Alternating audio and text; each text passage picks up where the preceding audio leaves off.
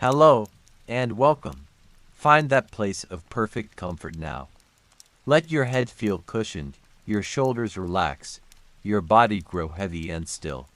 Take a slow, deep breath, filling your lungs with the quiet of the night.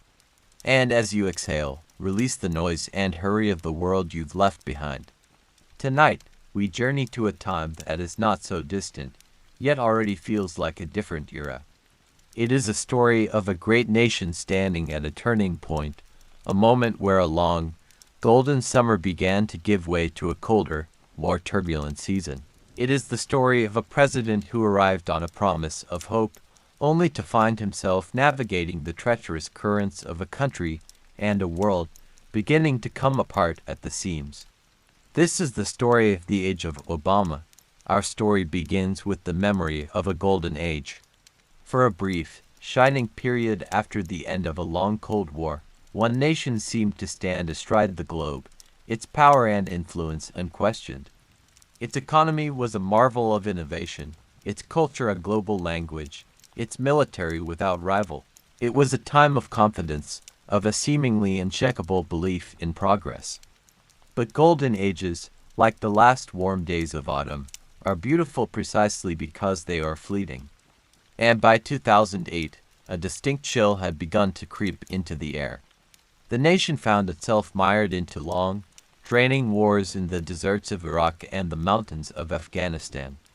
They were wars that consumed trillions of dollars, thousands of lives, and immense reserves of national will. And back home, an even more insidious crisis was gathering force, a storm born not on a battlefield, but in the gleaming glass towers of Wall Street. The nation was waking from a long, comfortable dream, finding itself overextended abroad and deeply vulnerable at home. It was a country that felt it was losing its way, and it was crying out for a leader to restore its sense of direction. And into this moment of profound anxiety stepped a remarkable figure. He was a political outsider, a freshman senator with a lyrical name and a story that was a tapestry of the American experience itself. He was young, he was brilliant, and he spoke to the nation's deepest longings with two simple, electrifying phrases: change, and yes, we can. He promised a new beginning. When he walked away from the presidency 8 years later, the ledger appeared, on its surface, to be overwhelmingly positive. The economy, which had been in a terrifying freefall, was now in the midst of a steady, powerful recovery. The long wars had been significantly drawn down. The world's most infamous terrorist, Osama bin Laden, had been brought to justice. America's system of alliances had been reinforced, and a series of monumental achievements bore his signature. A law aiming to provide health care to all citizens, a sweeping plan to promote clean energy, a historic nuclear accord with Iran, a massive Pacific trade agreement known as the TPP, and the Global Paris Agreement on climate change. As he prepared to leave office, his public approval stood near 59%, a figure that would make his successors blush, and nearly double that of his predecessor at the end of his term. By any conventional measure, it was a successful presidency, and yet history is rarely so simple. If we peer beneath the surface of these accomplishments, we find a much more troubling story. For during those same 8 years, the very foundations of the American political and social order were fracturing. The unity he had promised gave way to a chasm of division more bitter and profound than any in living memory. The political system ground to a halt, consumed by partisan warfare. A deep and angry populism was stirring in the heartland, and nearly every one of his signature achievements, built so painstakingly over 8 years, would be systematically dismantled, almost overnight, by the man the nation chose to succeed him, a man who was his polar opposite in every conceivable way. The Obama era, we can now see, was not the beginning of a new chapter of progress. It was the end of an old one. It was the moment America's post-Cold War golden age finally and irrevocably expired, and the beginning of the social decay that has defined our current, more chaotic world. To understand this paradox, how a presidency of such apparent success could preside Over such deep national fracturing, we must travel back to that frigid January day in 2009. We must stand in that hopeful crowd as he takes the oath of office and understand the true depth of the crisis he inherited. It was, in no uncertain terms, the nation's darkest hour since the Great Depression. Just 4 months prior, on September 15, 2008, the unthinkable had happened. Lehman Brothers, a 158-year-old titan of investment banking, a name synonymous with the power of Wall Street, declared bankruptcy and vanished. It was not the first tremor, it was the earthquake itself. In the 6 months that followed, the American stock market, the repository of the nation's wealth and confidence, was cleaved in half. Financial giants that had once seemed as permanent as mountains crumbled into dust or were bought in desperate fire sale mergers. The effect on ordinary people was catastrophic. The unemployment rate doubled with terrifying speed. Millions of families saw their life savings evaporate and the value of their homes, the bedrock of middle-class security, plummet. The American dream was shattering. And this was not just an American crisis, it was a global contagion. The shockwave hit every corner of the world. In China, the Shanghai Composite Index fell from a peak of 6,124 to a low of 1,664, a staggering collapse. Global trade seized up. Economies from Europe to Asia plunged into severe recession. It was a synchronized global failure, the likes of which no one alive had ever seen. This was the inferno that the new president, the Democratic newcomer, was sworn in to fight. His victory had been fueled by the public's outrage at the status quo. His party had swept back into power, seizing control of both the House and the Senate, and he arrived in Washington with a clear mandate for change and a promise to rein in the financial system that had brought the world to its knees. But to fight this fire, one first had to understand what caused it. And the cause was something dizzyingly new, a strange financial alchemy involving something called a subprime loan. Let's paint a picture of how this delicate house of cards was built. After the dot-com bubble burst in 2000 and the national trauma of the 9/11 attacks in 2001, the American economy was wounded. The Federal Reserve, the nation's central bank, responded with its most powerful medicine. It drastically lowered interest rates, making it incredibly cheap to borrow money. This flood of easy money was intended to stimulate the economy, but it created an unintended consequence, a desperate hunt for profit. With interest rates so low, traditional, safe investments weren't paying much. So, the great financial minds of Wall Street began looking for new, more profitable opportunities. And they found one in a segment of the population that had long been overlooked by traditional banking, people with low incomes and poor credit histories. They invented a new kind of mortgage, the subprime loan. It was a seductive trap. It would start with a very low teaser interest rate, making the monthly payments seem affordable. But buried deep in the complex legal documents was a ticking time bomb. After a few years, the interest rate would reset, often soaring to unmanageable levels. Using aggressive and sometimes deceptive sales tactics, loan officers pushed these mortgages onto millions of unprepared families. In the year 2000, subprime loans were a tiny, negligible part of the market. By 2006, they accounted for a shocking 20% of all mortgages in the United States.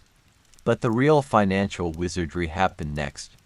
Wall Street's investment banks didn't want to just hold these risky loans. They wanted to sell them. So they took thousands of these subprime mortgages, bundled them together with other, slightly safer assets, and created a new product called a collateralized debt obligation, or CDO. Imagine a beautiful mosaic, assembled from thousands of tiny tiles. From a distance, it looks like a solid, valuable piece of art. But if you looked closely, you would see that a huge number of its tiles were cracked and fragile. The banks then took these mosaics, had them stamped with a seal of approval from compromised credit rating agencies, and sold them to pension funds, city governments, and investors all over the world. From 2004 to 2007, Over $1.4 trillion worth of these CDOs were sold. As if this wasn't risky enough, they then built another, even more precarious structure on top of it all. It was called a credit default swap, or CDS. A CDS is essentially an insurance policy. An investor who bought a CDO could also buy a CDS to protect themselves if that CDO failed. This created a gigantic, unregulated global casino. Institutions like the insurance giant AIG sold hundreds of billions of dollars worth of these insurance policies, collecting huge premiums and believing they would never have to pay out. By 2007, the nominal value of the CDS market had swelled to over $62 trillion, more than 4 times the size of the entire U.S. economy. The entire global financial system was now balanced on a single, terrifying assumption that the price of American homes would never, ever go down. But no tree grows to the sky. All it would take to bring this entire edifice crashing down was for the flood of cheap money to recede. And starting in 2004, the Federal Reserve, now worried about inflation, began to do just that. Slowly but surely, it started raising interest rates. The easy money began to dry up. By 2006, interest rates were back to a normal level. And in the second quarter of 2007, the impossibly overinflated American housing market finally hit its peak and began to fall. For millions of subprime borrowers, the dream became a nightmare overnight. Their adjustable interest rates reset to sky-high levels, and suddenly, they owed more on their mortgage than their house was actually worth. They were trapped. Many did the only rational thing they could. They defaulted, mailing their keys to the bank and walking away. This was the moment the first tile in the mosaic cracked. But because everything was interconnected, that one crack instantly splintered through the entire structure. The CDOs, once prized as safe investments, were revealed to be filled with worthless loans.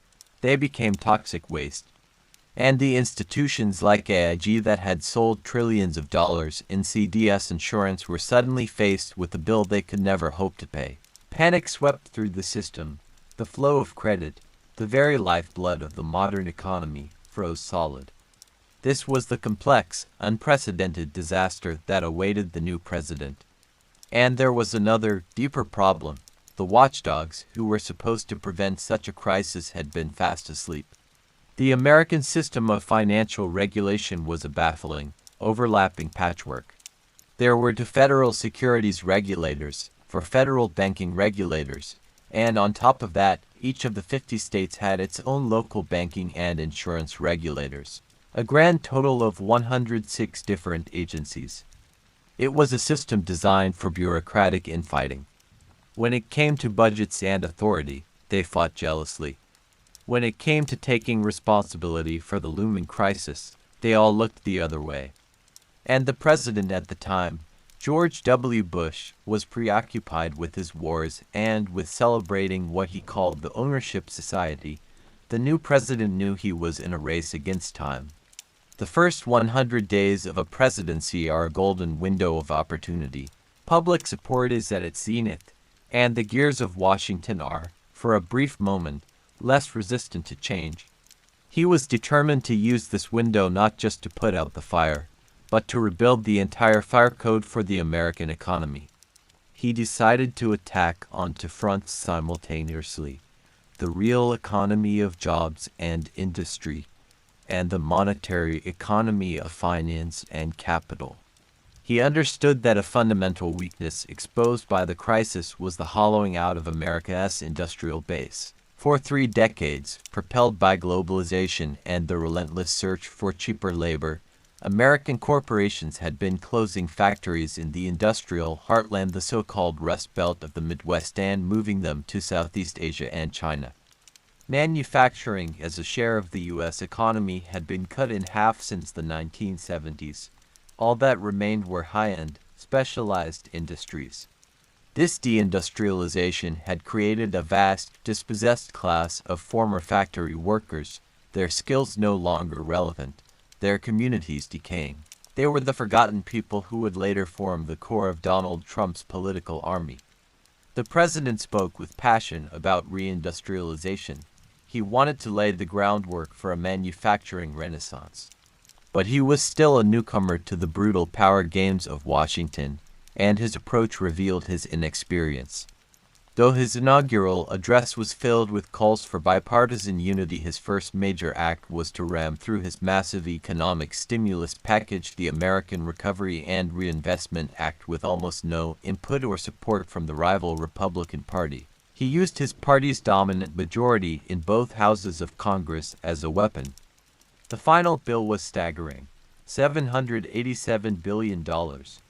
It was a massive injection of government spending designed to be both a short-term emergency transfusion and a long-term investment. One part of the bill, nearly $140 billion, was dedicated to infrastructure rebuilding, roads, bridges, and the energy grid.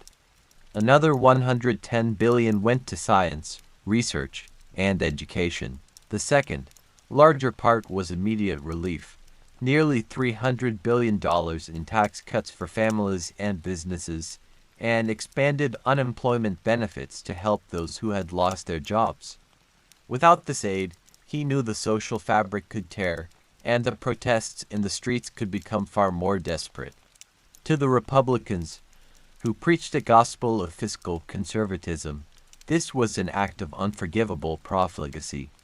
The government was already facing a massive drop in tax revenue because of the recession.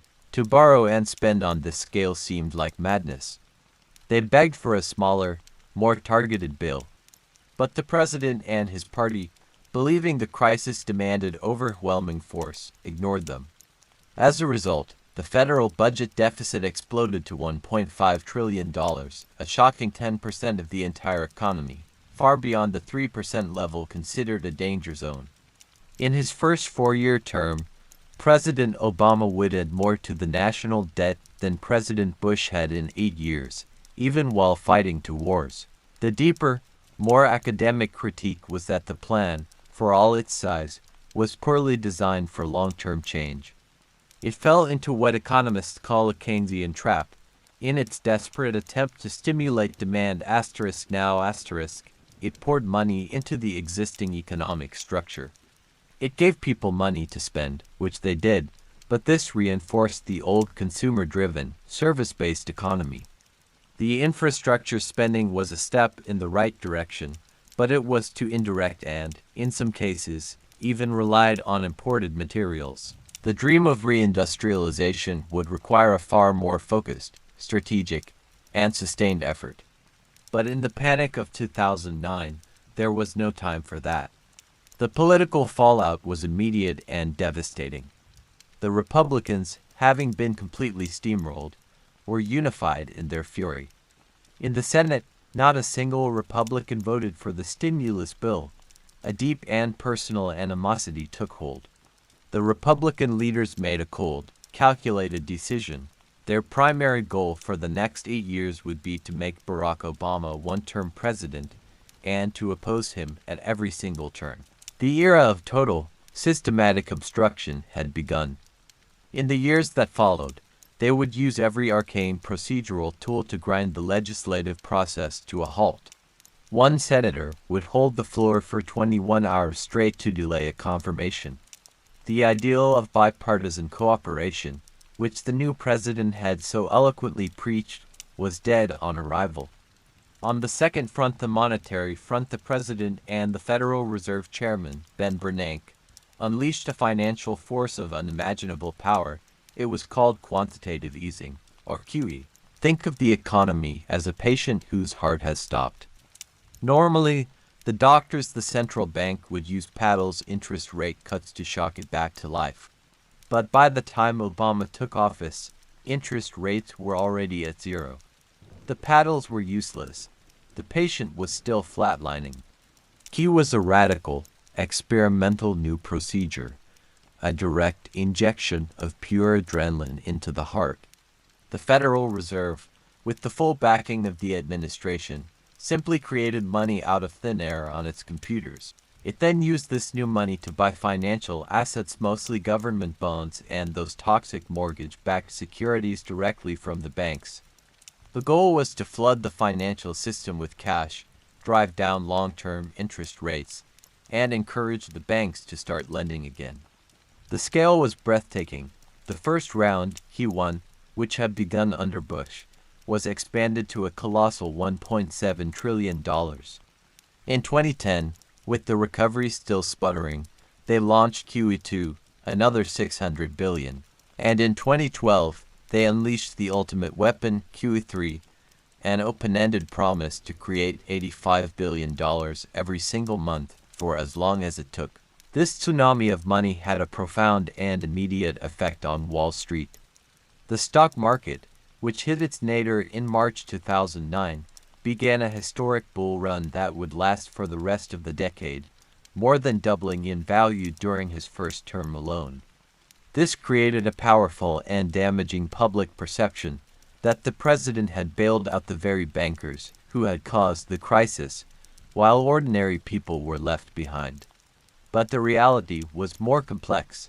His 2008 campaign had been fueled by an army of small-dollar donors, not Wall Street titans. And in 2010, his administration, despite fierce lobbying, passed the Dodd-Frank Wall Street Reform and Consumer Protection Act.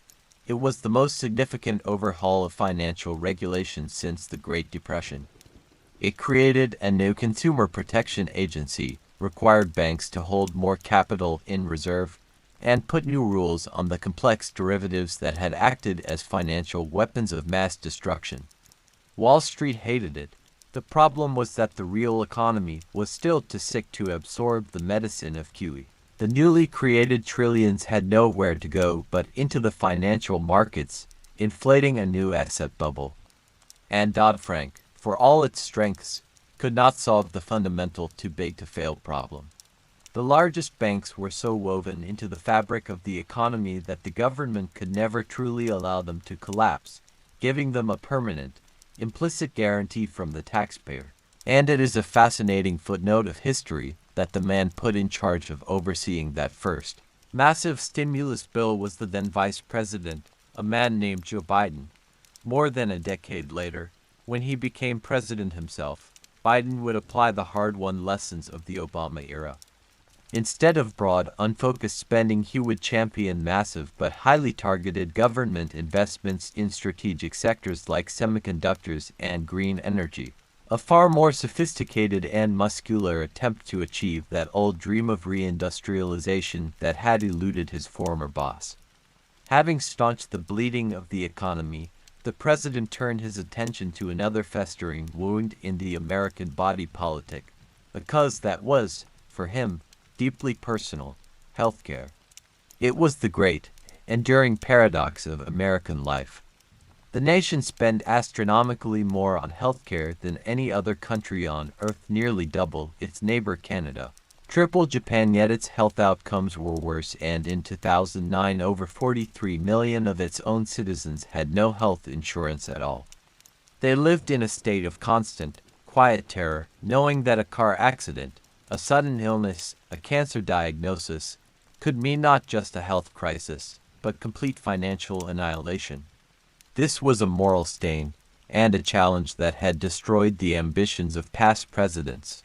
President Clinton's failed attempt in the 1990s was a cautionary tale, a political graveyard. But for Barack Obama, this was a promise he had to keep, a fight animated by the painful memory of his own mother, who had spent her final days fighting not only cancer, but also her insurance company over whether they would cover her treatment.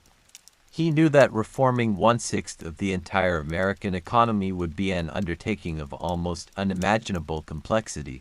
Every single sentence in the proposed law, every clause, every number after a decimal point, represented a battleground where powerful interests, doctors' lobbies, hospital associations, insurance giants, pharmaceutical companies would fight to protect their share of a $2.6 trillion pie.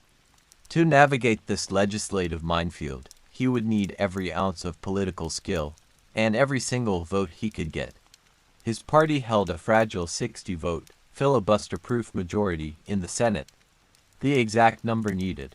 He could not afford a single defection. It was a high-wire act with no safety net. The final bill, which came to be known as the Affordable Care Act, or Obamacare, was a sprawling, complex piece of legislation built onto fundamental pillars. First, the individual mandate. It required all Americans to have health insurance or pay a tax penalty. To make this possible, it provided government subsidies for lower and middle-income families. Second, it imposed strict new regulations on the insurance industry. They could no longer deny coverage to people with pre-existing conditions. They could no longer place lifetime caps on care. It was a grand, audacious attempt to remake the American social contract. The political war that ensued was one of the most vicious and polarizing in modern history. It culminated in a rare, dramatic session on Christmas Eve of 2009, when the Senate passed its version of the bill. When he finally signed the law in March 2010, he declared it a victory for all Americans. But in many ways, it was the moment the dream of a post-partisan presidency finally died. The law became the single most powerful symbol for the opposition. They branded it a socialist takeover of healthcare, an assault on individual liberty.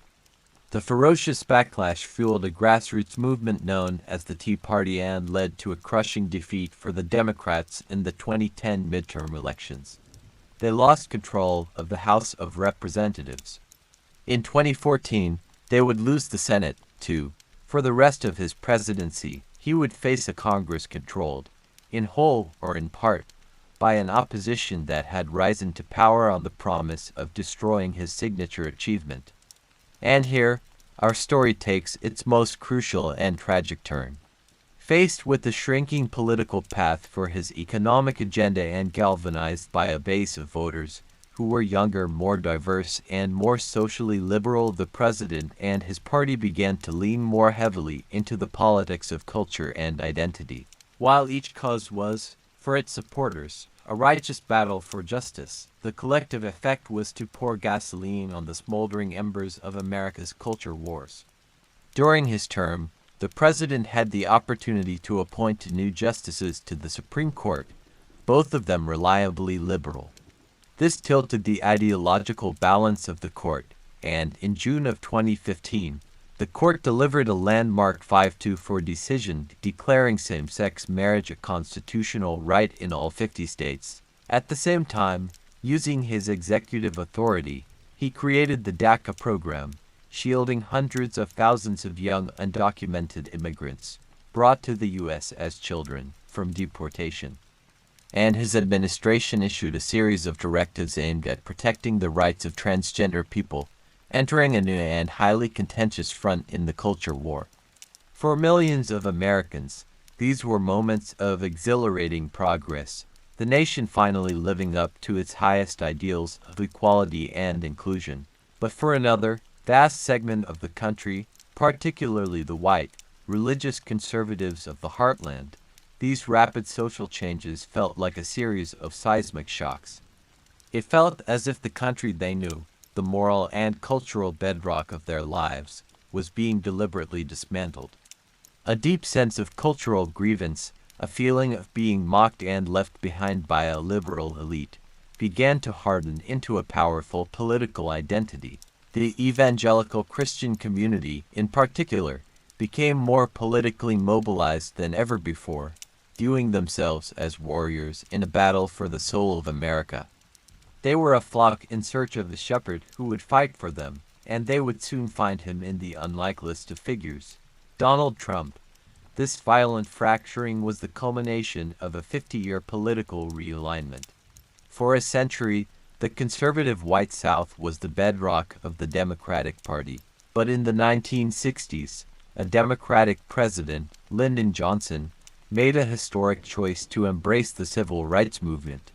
He pushed through the Civil Rights Act and the Voting Rights Act, breaking the back of segregation. In doing so, he turned to an aide and famously remarked, "I think we have just delivered the South to the Republican Party for a long time to come." It was a massive understatement. The Democratic Party became the party of the coasts, of cities, of minorities, of secular liberals.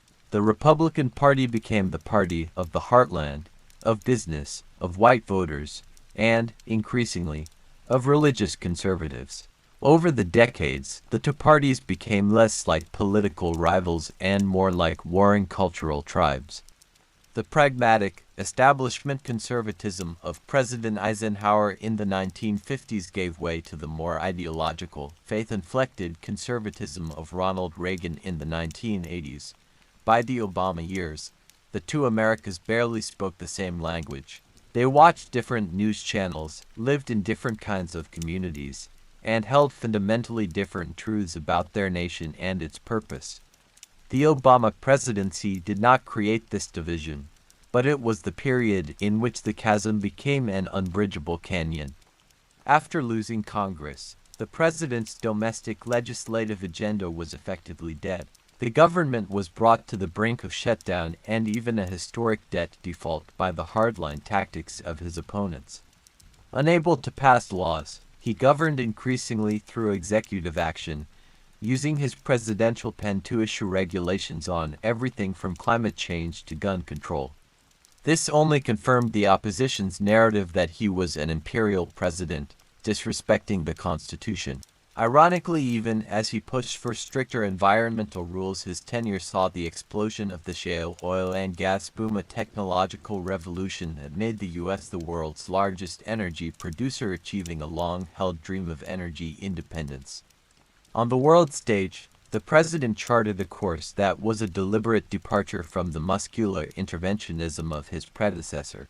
The guiding philosophy, repeated like a mantra within the White House, was simple: don't do stupid stuff. He had inherited two wars that were costly, unpopular, and seemingly unwinnable. He began the slow, arduous process of withdrawing American forces from Iraq and Afghanistan. When the wave of popular uprisings known as the Arab Spring swept across the Middle East in 2011, he offered rhetorical support for the protesters but was deeply reluctant to commit American military power haunted by the specter of Iraq. This new doctrine of restraint was, in many ways, a wise and necessary correction after a decade of overreach. But it also had unintended consequences. The withdrawal of U.S. troops from Iraq created a power vacuum that was filled by the monstrous terrorist army of ISIS. In Europe, allies, accustomed to a more assertive America, began to worry about its commitment to their security, leading some to diagnose the NATO alliance as brain dead. It would take a future crisis, Russia's full-scale invasion of Ukraine in 2022, to shock the alliance back to life. His foreign policy was a complex dance between idealism and pragmatism. In a triumph of pragmatic diplomacy, he secured a landmark nuclear deal with Iran in 2015, averting a potential war. But in his approach to a rising China, many strategists believe he was guided too much by an idealistic hope for engagement. He framed the relationship as one of values, of encouraging China to become a responsible stakeholder, while China was playing a ruthless game of pragmatic, long-term competition for economic and military dominance. In hindsight, the Obama years were a crucial window of opportunity that China used to dramatically close the gap with the United States. In his second term, he pivoted, trying to build a new architecture of alliances to contain China, centered on the Trans-Pacific Partnership (TPP) trade deal and a renewed focus on allies like Japan, South Korea, and Australia. When he left office, America's role in the world was more complicated. It was no longer the sole, swaggering hyperpower of the 1990s. The president's approach was an intelligent adjustment to this new reality, but it often felt reactive, a series of skilled responses to a cascade of crises, rather than the execution of a single, grand, strategic vision.